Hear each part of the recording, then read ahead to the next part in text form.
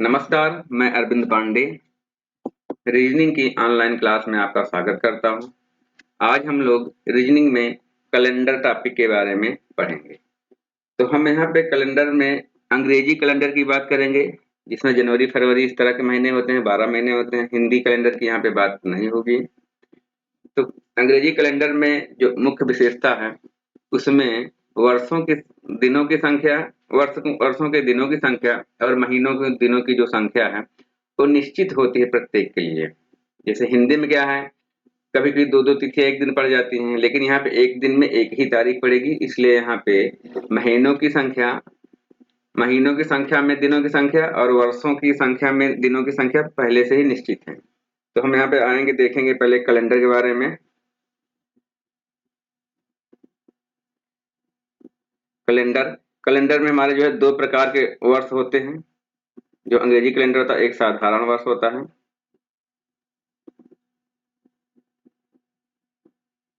एक साधारण वर्ष, और दूसरा होता है लीप वर्ष। तो साधारण वर्ष में जो दिनों की संख्या फिक्स है 365, हम लोग जानते हैं इसको। इसी तरह लीप वर्ष में भी दिनों की जो संख्या है फिक्स है 366 है, इसको भी हम लोग जानते हैं। अब यहाँ पे ये जानना है कि कब लीप वर्ष होगा, कब साधारण वर्ष होगा। इसके लिए हम लोग आएंगे यहाँ पे कि लीप वर्ष कब कब होता है। तो लीप वर्ष शताब्दी वर्षों को छोड़ करके, शताब्दी वर्ष उसे कहते हैं, पहले देख लीजिए शताब्दी वर्ष क्या है।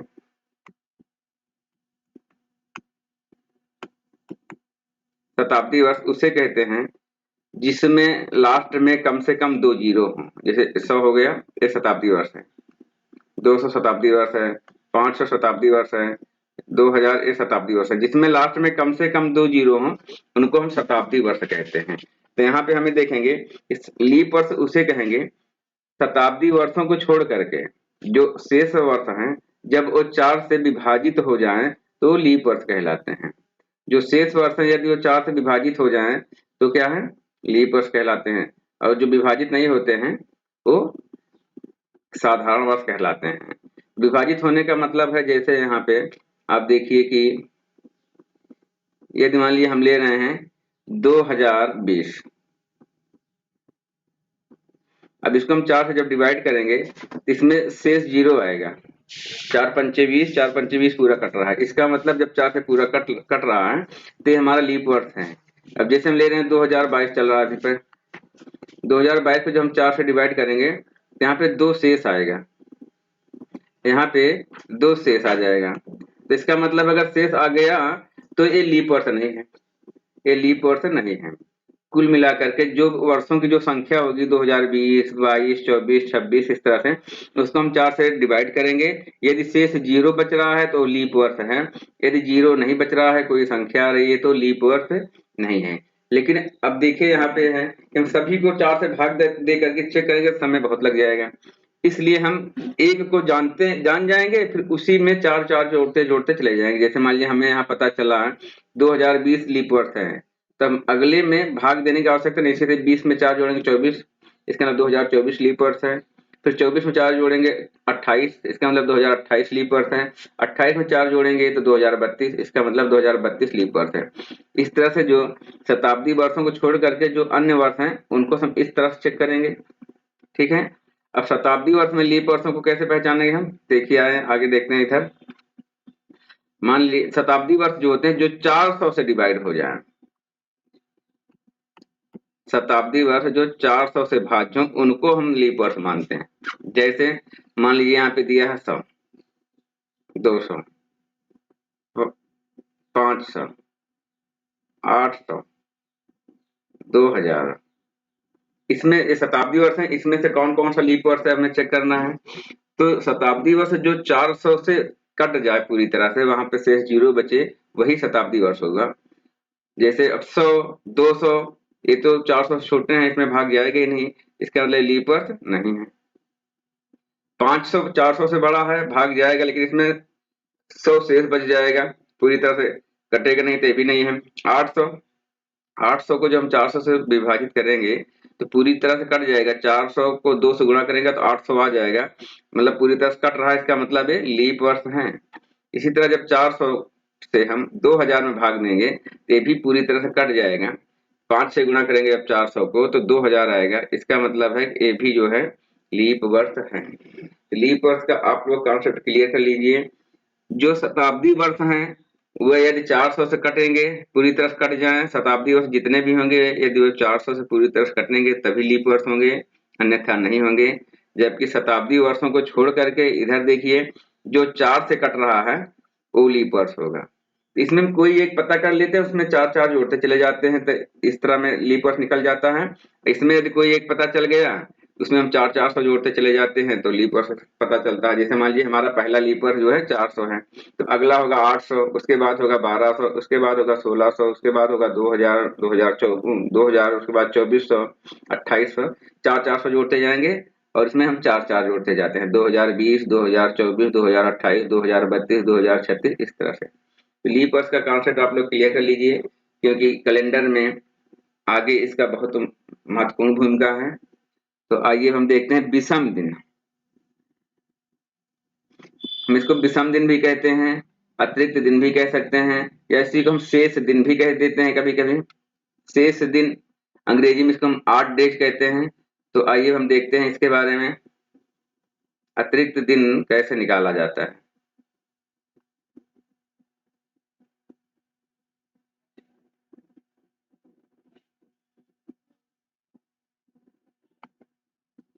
अतिरिक्त दिन जो शेष बच जाता है वही अतिरिक्त दिन होता है। शेष कैसे?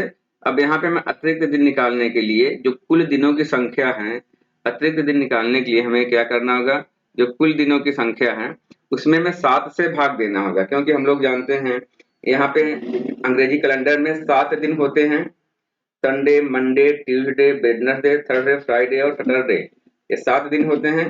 हिंदी में कहें तो रविवार, सोमवार, मंगलवार, बुधवार, बृहस्पतिवार, शुक्रवार, शनिवार। इसके बाद फिर से वही दिन पुनः रिपीट होने लगता है, फिर से रविवार, सोमवार, मंगलवार, बुधवार इस तरह से आता जाएगा। इसमें कुल मिला के 7 ही दिन होते हैं। तो जो हमारे पास कुल दिनों की संख्या होगी उसमें हम 7 से भाग देते हैं। उसके बाद जो शेष बचता है वही हमारा शेष दिन कहलाएगा या उसी को हम विषम दिन भी कह सकते हैं, उसी को हम अतिरिक्त दिन कह सकते हैं या अंग्रेजी में कहें तो ऑड डेज उसको हम कहते हैं। जैसे हम पहले देखेंगे महीनों के बारे में, जैसे जनवरी कितने दिन की होती है सब लोग जानते हैं, 31 दिन की जनवरी होती है। अब जनवरी में विषम दिन की संख्या कितनी है, इसको हम 7 से भाग देंगे तो 7 चौक 28 हो जाएगा। 28 के बाद 3 से शेष बच रहा है क्योंकि 31 पूरी तरह से 7 से नहीं कटता है। आप लोग छोटी स्तर की बात है, जानते हैं भाग देना, शेष निकालना जानते हैं। यहाँ पे जो 3 शेष बच जाएगा, जो 3 शेष बचेगा वही विषम दिन कहलाएगा, उसी को हम अतिरिक्त दिन कहते हैं या इसी को हम शेष दिन भी कह देते हैं। हर महीने के शेष दिनों की संख्या अलग होती है, आगे हम नीचे पढ़ेंगे। लेकिन इसके पहले हम लोग शेष दिन में इधर देख लें थोड़ा सा, लीप वर्ष और साधारण वर्ष में शेष दिन कितने होते हैं। ये साधारण वर्ष में दिनों की संख्या क्या होती है, 365। अब इसमें हम 7 से भाग देंगे, 7 पच्चे 35 हो जाएगा, 36 पहले से 35 हो गया, एक शेष बच गया, फिर 15, 7 दूनी 14, फिर एक बच गया। इसका मतलब यहाँ पे एक शेष बच रहा है, एक शेष दिन। तो साधारण वर्ष में हमारे कितना शेष दिन आता है, एक विषम दिन, एक शेष दिन या एक विषम दिन बचता है। इसी तरह जो हमारा लीप वर्ष होता है उसमें कितने विषम दिन होते हैं, 366 बटे 7 करेंगे तो यहाँ पे 2 शेष आएगा। तो क्या पता चला, साधारण वर्ष में विषम दिनों की संख्या या शेष दिन की संख्या कितनी होती है, 1, जबकि लीप वर्ष में विषम दिनों की संख्या कितनी होती है, 2। इसको हमको रट लेना है क्योंकि परीक्षा में हम इस तरह भाग दे के देखेंगे तो बहुत समय लगेगा। केवल 2 ही रटना है, एक साधारण वर्ष का जिसमें 1 शेष दिन होता है और एक लीप वर्ष का जिसमें 2 शेष दिन होता है। हम इसको रट लेंगे, बार बार भाग दे करके हम चेक नहीं करेंगे। इसी तरह पे यहाँ पे भी होता है, जैसे महीनों में भी हम देखेंगे, जो महीने हैं उसमें भी दिन फिक्स है क्योंकि सारे महीनों के दिनों की संख्या फिक्स है। तो 7 से भाग देंगे तो जो शेष आएगा वो भी फिक्स है। तो जितने महीने 31 दिन वाले होते हैं उनमें विषम दिनों की संख्या 7 होगी, क्योंकि हम लोग यहाँ पे देख चुके हैं 31 दिन में जब 7 से भाग देंगे 3 आएगा। उसके बाद जितने महीने हमारे 30 दिन के होते हैं उसमें जो विषम दिन की संख्या होगी 2 होगी, क्योंकि जब 30 में 7 से भाग देंगे तो 7 चौक 28 कट जाएगा, 2 शेष बचेगा। तो जो 30 दिन वाले महीने होते हैं उसमें 2 शेष दिन होता है, जो 31 दिन वाले महीने होते हैं उसमें 3 शेष दिन होता है। और फरवरी में हम देखेंगे जो 28 होता है, 28 दिन वाली फरवरी में इसमें शेष 0 होता है, इसमें विषम दिनों की संख्या 0 है। और लीप वर्ष में फरवरी होती है 29 दिन की, हम लोग जानते हैं। जब इसमें भाग देंगे तो 1 शेष बचेगा। तो हमें इसका इन चारों को भी याद रखना है। क्या क्या? वह महीने जिनमें दिनों की संख्या 31 होती है उसमें 3 दिन शेष होता है, 3 विषम दिन होंगे। वह महीने जिसमें दिनों की संख्या 30 होती है इसमें जो शेष दिन होगा या विषम दिन वो कितना होगा? 2 होगा। और वह महीने मतलब केवल फरवरी ही होती है जो 28 दिन की होती है, तो 7 चौक 28 पूरी तरह कट रहा है, इसमें शेष 0 बच रहा है, इसलिए इसमें विषम दिनों की संख्या 0 होती है, होती ही नहीं है। और लीप वर्ष में जब फरवरी 29 की हो जाती है उसको जब हम 7 से भाग करेंगे तो वहां पे 1 शेष बचता है। इसका मतलब क्या हुआ? लीप वर्ष की फरवरी में 1 विषम दिन होता है, जबकि साधारण वर्ष की फरवरी में विषम दिन नहीं होता, अर्थात 0 होता है। तो ये तो हम केवल समझने के लिए ऐसा किए हैं, आपको रटना है तो यहाँ पे आप लिख लीजिए। देखिए जैसे जनवरी होती है 31 की तो यहाँ पे 3 विषम दिन होगा, फरवरी होती है 28 की या 29 की तो यहाँ पे 0 आप लिख 1 कर दीजिए कि कब 0 होगा कब 1 होगा, आप समझ गए हैं। मार्च 31 का होता है, 31 का होता है अर्थात इसमें विषम दिनों की संख्या 3। अप्रैल 30 का होता है विषम दिनों की संख्या 2। मई 31 की होती है विषम दिनों की संख्या 3। जून 30 का होता है विषम दिनों की संख्या 2। जुलाई 31 की होती है विषम दिनों की संख्या 3। इसी तरह अगस्त भी 31 का होता है, विषम दिनों की संख्या यहाँ पर भी 3 हो जाएगी। सितंबर 30 दिन का महीना है तो यहाँ पे विषम दिनों की संख्या जो है 2 हो जाएगी। अक्टूबर 31 दिन का महीना होता है तो यहाँ पे विषम दिनों की संख्या 3 हो जाएगी। नवंबर 30 दिन का होता है तो यहाँ पे विषम दिनों की संख्या 2 हो जाएगी। दिसंबर 31 दिन का होता है तो यहाँ पे विषम दिनों की संख्या 3 हो जाएगी। इसको हम रट लेंगे, इसमें बहुत ही सरल है। हम लोग इतना तो जानते हैं कौन सा महीना 30 का होता है, कौन सा 31 का होता है। तो जो भी 31 का है उसमें सब में 3-3 आ रहे हैं, देख रहे हैं आप लोग यहाँ पे। और जितना भी 30 दिन के महीने उसमें सब में 2-2 आ रहा है, इसको भी आप लोग देख रहे हैं। केवल फरवरी ऐसी है कि जिसमें लीप वर्ष में तो 1 शेष दिन आ रहा है और साधारण वर्ष में 0। इन सब चीजों को जो मुख्य मुख्य हम लोग समझेंगे, जानेंगे और इसको जिनकी आवश्यकता है उनको हम रट लेंगे। अब इसके बाद हम क्वेश्चन पे चलेंगे कि हल कैसे किया जाता है। ये तो अभी थोड़ा सा बेसिक था, हम लोग देखे इसमें, ठीक है। अब क्वेश्चन में जाएंगे और हल करेंगे। जैसे हमारा पहला क्वेश्चन है, यदि किसी वर्ष 5 मार्च को मंगलवार हो तो उसी वर्ष 30 मार्च को कौन सा दिन होगा? तो यहाँ पे पहले मैं एक बात जान ले, इसको हल करने से पहले 3 तरह का प्रश्न इस तरह में बनेंगे जो तुलनात्मक वाले हैं। तुलनात्मक मतलब पहले किसी एक तारीख का दिन दिया होगा और अगली तारीख का दिन पूछता है, तो इसमें जो है तुलना करके दिन निकालना होता है। इस तरह से 3 प्रकार के क्वेश्चन बनते हैं। एक तो होता है जिसमें वर्ष सेम होता है, मतलब उसी वर्ष के अलग अलग महीनों की अलग अलग तारीख के दिन पूछे जाते हैं। कुछ प्रश्न ऐसे होंगे जिसमें वर्ष भी सेम होगा, महीना भी सेम होगा, उसी महीने के अलग अलग तारीख के दिन पूछे जाएंगे। और कुछ प्रश्न ऐसे बनते हैं जिसमें से तारीख भी अलग होगी, महीना भी अलग होगा और वर्ष भी अलग होगा। तो आगे सब हर प्रकार के प्रश्नों को हम हल करेंगे। तो पहले देखिए ये किस प्रकार का प्रश्न है। 5 मार्च मंगलवार हो तो उसी वर्ष 30 मार्च।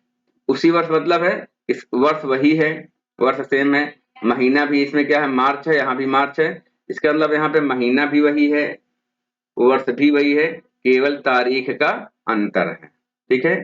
तो हमें जाना किधर है? 5 से आगे बढ़ेंगे तभी 30 की तरफ जाएंगे। इसका मतलब हम ऐसे जा रहे हैं। इसको बहुत ध्यान दीजिएगा, हम किधर से किधर जा रहे हैं, आगे जा रहे हैं पीछे जा रहे हैं। अब यहाँ पे हम 5 से 30 की तरफ जा रहे हैं, मतलब आगे जा रहे हैं। इसका मतलब जो विषम दिन होगा हमारा प्लस में होगा, ऐसे लगा दीजिए। अब विषम दिनों की संख्या हम निकालेंगे कैसे? तो हमें जानना है कि मार्च में 30 वाले दिन तो हमें पूछ रहा है कि कौन सा दिन होगा, तो हम ऊपर लिख देंगे 30 और 5 मार्च वाला दिन हमें दिया है, तो नीचे लिख देंगे 5। अब दोनों को हम करेंगे घटाव कर देंगे, एक दूसरे से घटा देंगे, तो यहाँ पे बचेगा कितना 25 दिन।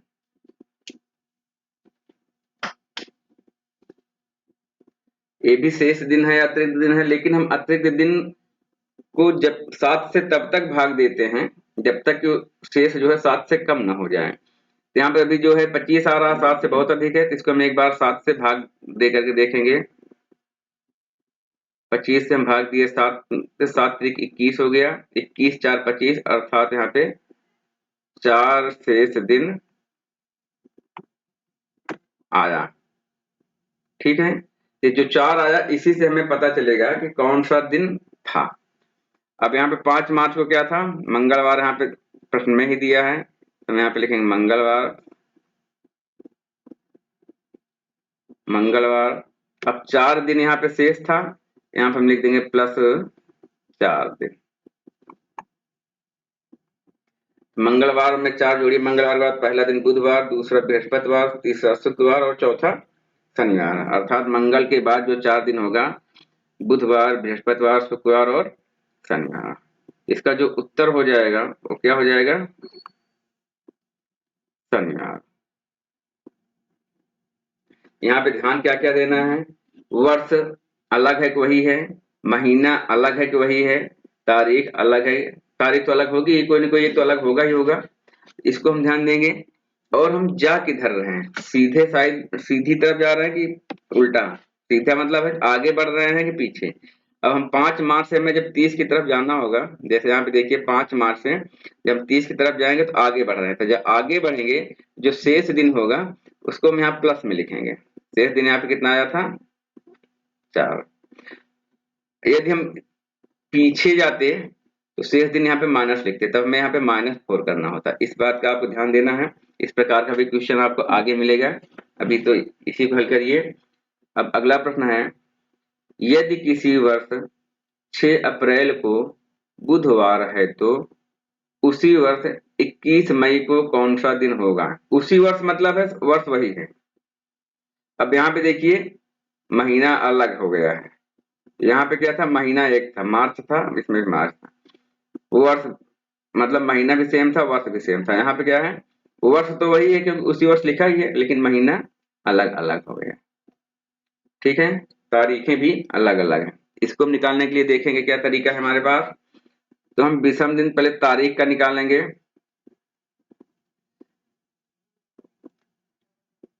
अप्रैल में विषम दिन वाला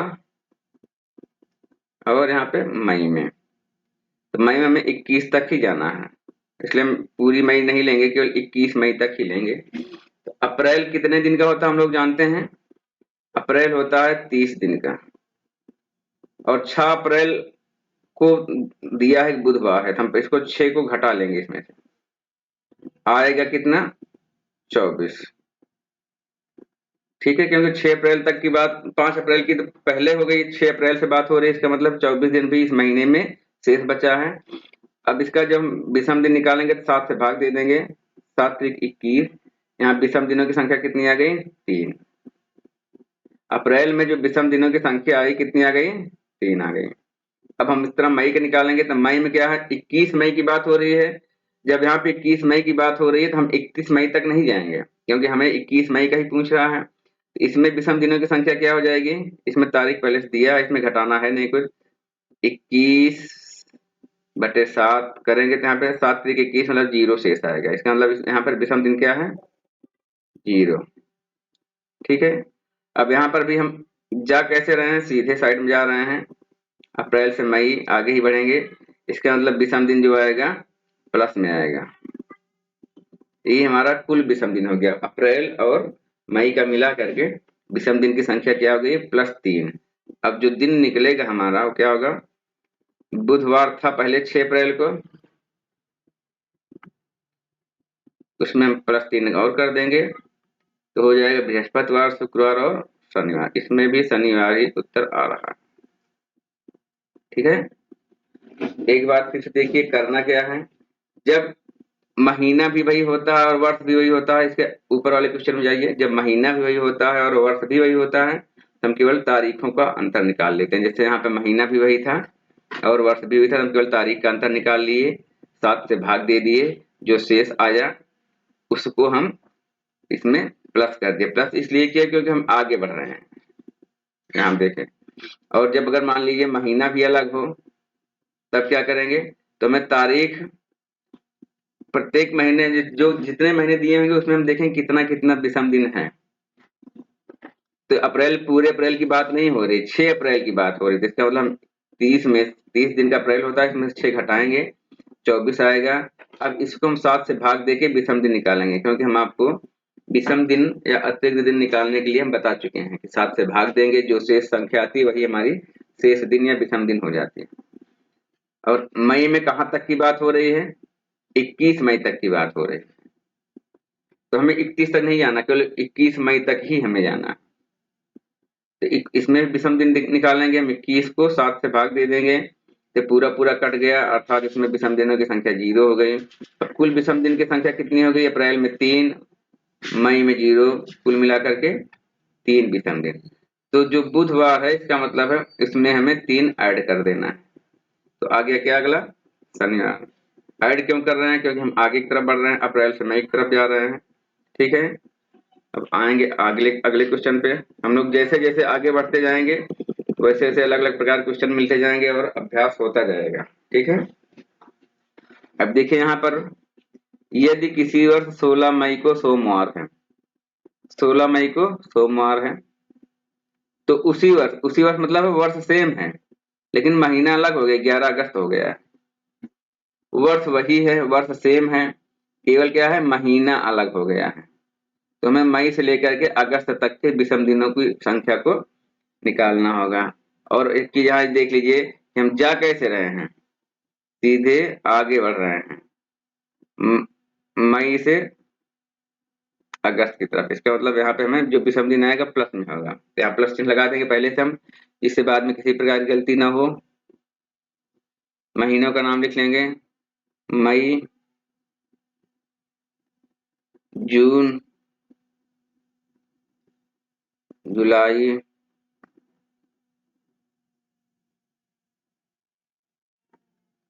अगस्त। अगस्त तक की यहाँ बात है, मई से लेकर के अगस्त तक की बात है, तो हम मई से मई, जून, जुलाई, अगस्त लिख लेंगे। ठीक है, तो मई में किसकी बात हो रही है, कहाँ से, 16 मई को। 16 मई की सूचना हमारे पास है, उस दिन क्या था, सोमवार था। तो मई कितने दिन की होती है, 31 दिन की होती है। यहाँ पे हम पहले क्या करेंगे, 31 माइनस 16 बराबर क्या होगा, 14 आ जाएगा, 14 नहीं 15, सॉरी 15 आ जाएगा, एक मिनट, 15 आ जाएगा।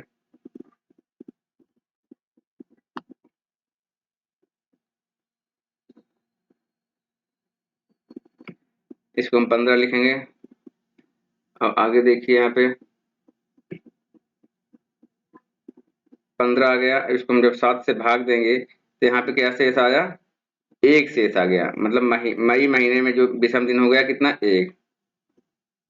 अब जो बीच वाले महीने हैं उनका हमें तो पूरा पूरा लिखना है, जो लिखेंगे इसमें, इसका तो पूरा 30 दिन जाएगा, इसका 31 दिन जाएगा। तो 30 दिन में जून में होता है 2 विषम दिन, इसको हम लिखा चुके हैं पहले से।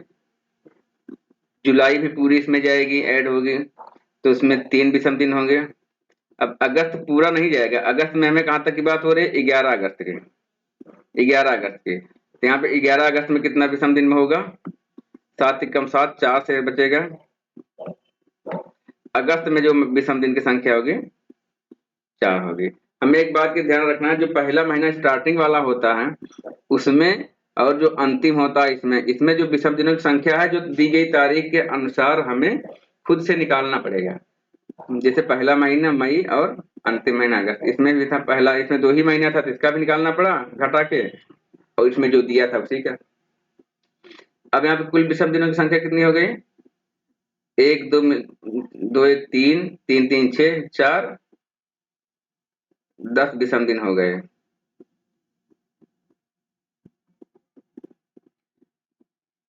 16 मई से लेकर के 11 अगस्त तक जो विषम दिन है कितने हो गए?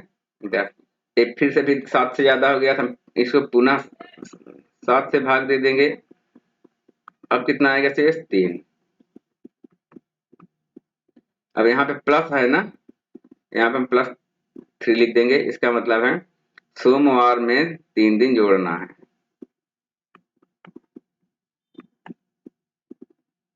सोमवार +3, इसका मतलब है मंगलवार, बुधवार और बृहस्पतिवार।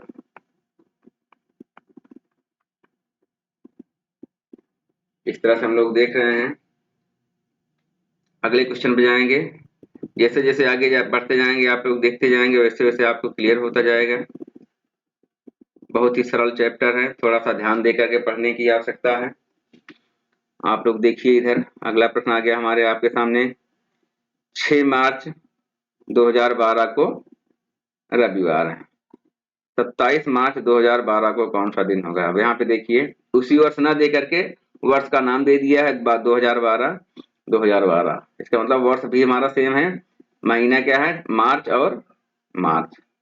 महीना भी सेम है, वर्ष भी सेम है। अलग क्या है? केवल तारीख अलग है। अलग क्या है? केवल तारीख अलग है बस। ठीक है। अब इसमें भी हम 6 से 27 तरफ जा रहे हैं, मतलब आगे बढ़ रहे हैं। जो भी विषम दिन आएगा हमारा यहाँ पे प्लस में हो जाएगा। तो हम पहला क्वेश्चन याद करिए आप लोग। उसमें हम आपको बताए थे जब वर्ष भी सेम होगा, महीना भी सेम होगा, केवल तारीखों का अंतर होगा, तब सीधे सीधे हम तारीखों को घटा